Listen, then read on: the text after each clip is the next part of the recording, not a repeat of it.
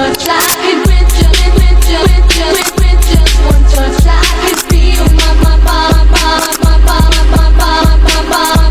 body giving.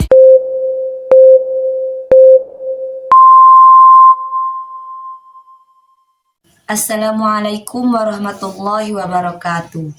Selamat siang Bapak Ibu dosen dan teman-teman yang saya hormati. Puji syukur kita panjatkan kehadiran Allah Subhanahu wa Ta'ala karena atas rahmatnya kita dapat berkumpul pada kesempatan ini. Perkenalkan, nama saya Isnaini semester 6. Saya akan mempresentasikan hasil makalah saya yang berjudul Petunjuk Penerapan Strategi Inovasi Pendidikan. Langsung saja pembahasan. Strategi inovasi pendidikan merupakan salah satu upaya untuk meningkatkan kualitas pembelajaran agar lebih menarik, efektif, dan sesuai dengan perkembangan zaman. Di era digital saat ini, guru tidak lagi hanya bertugas menyampaikan materi, tetapi juga dituntut mampu menciptakan pembelajaran yang aktif, kreatif, inovatif, dan berpusat pada peserta didik. Oleh karena itu, diperlukan petunjuk atau langkah-langkah yang sistematis agar inovasi yang diterapkan benar-benar memberikan dampak positif terhadap proses dan hasil belajar. Petunjuk penerapan strategi inovasi pendidikan adalah pedoman atau langkah-langkah yang digunakan oleh guru maupun lembaga pendidikan dalam merencanakan, melaksanakan, serta mengevaluasi inovasi pembelajaran. Tujuannya adalah agar inovasi berjalan secara efektif, efisien, dan sesuai dengan kebutuhan peserta didik.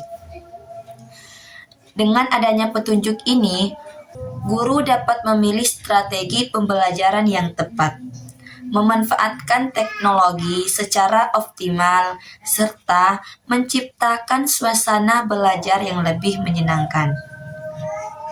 Selanjutnya, terdapat juga 7 langkah utama dalam penerapan strategi inovasi pendidikan. Yang pertama, melakukan analisis kebutuhan. Guru harus mengidentifikasi kondisi pembelajaran yang sedang berlangsung. Misalnya, apakah siswa kurang aktif, hasil belajar masih rendah, atau media pembelajaran yang digunakan belum menarik. Dari analisis tersebut, guru dapat menentukan inovasi yang sesuai dengan kebutuhan peserta didik. Yang kedua, menentukan tujuan inovasi. Tujuan harus dirumuskan secara jelas. Contohnya, meningkatkan kreativitas siswa, meningkatkan hasil belajar melalui media digital, atau mengembangkan kemampuan berpikir kritis peserta didik. Yang ketiga, memilih strategi pembelajaran yang tepat. Strategi dipilih sesuai karakteristik siswa, materi, dan tujuan pembelajaran. Adapun beberapa strategi inovatif yang dapat digunakan adalah antara lain 1. Active learning, 2. Cooperative learning, 3. Contextual teaching and learning atau CTL, Problem based learning, Project based learning, and blended learning. Pemilihan strategi yang tepat akan membuat proses pembelajaran menjadi lebih bermakna. Yang keempat, menyiapkan media dan sumber belajar. Media pembelajaran berfungsi untuk mempermudah penyampaian materi. Saat ini, guru dapat memanfaatkan berbagai materi seperti PowerPoint interaktif, video pembelajaran, Canva, Google Classroom, maupun buku digital. Penggunaan media yang menarik dapat meningkatkan motivasi belajar bagi peserta didik. Yang kelima, melaksanakan pembelajaran secara inovatif. Pada tahap ini, guru berperan sebagai fasilitator, motivator, pembimbing, sekaligus evaluator. Pembelajaran dimulai dari kegiatan pendahuluan, kegiatan inti, diskusi, presentasi hasil, refleksi, hingga penutup.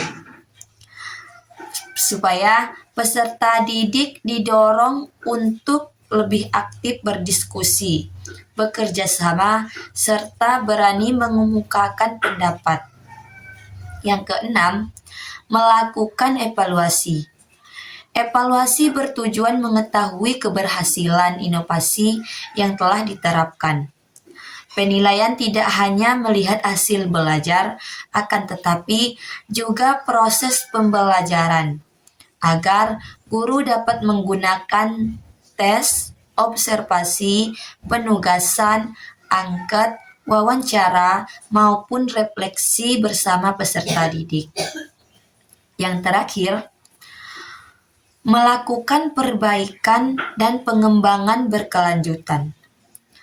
Hasil evaluasi digunakan sebagai bahan untuk memperbaiki proses pembelajaran berikutnya. Dengan demikian, inovasi pendidikan menjadi proses yang terus berkembang sesuai dengan kebutuhan peserta didik dan perkembangan teknologi. Adapun faktor pendukung dan penghambat petunjuk penerapan strategi inovasi pendidikan ialah keberhasilan strategi inovasi pendidikan dipengaruhi oleh beberapa faktor pendukung, yaitu kompetensi dan kreativitas guru, dukungan kepala sekolah, ketersediaan sarana dan prasarana, pemanfaatan teknologi informasi, dukungan orang tua, serta motivasi belajar peserta didik. Namun, terdapat pula beberapa faktor penghambat, seperti keterbatasan fasilitas dan anggaran, kurangnya kemampuan guru dalam menggunakan teknologi, adanya resistensi terhadap perubahan, rendahnya motivasi belajar siswa, serta akses internet yang belum merata. Contoh penerapan pada materi pelajaran akidah akhlak. Sebagai contoh, pada materi akhlak terpuji, guru menggunakan strategi project based learning. Guru mengawali pembelajaran dengan menampilkan video mengenai pentingnya kejujuran.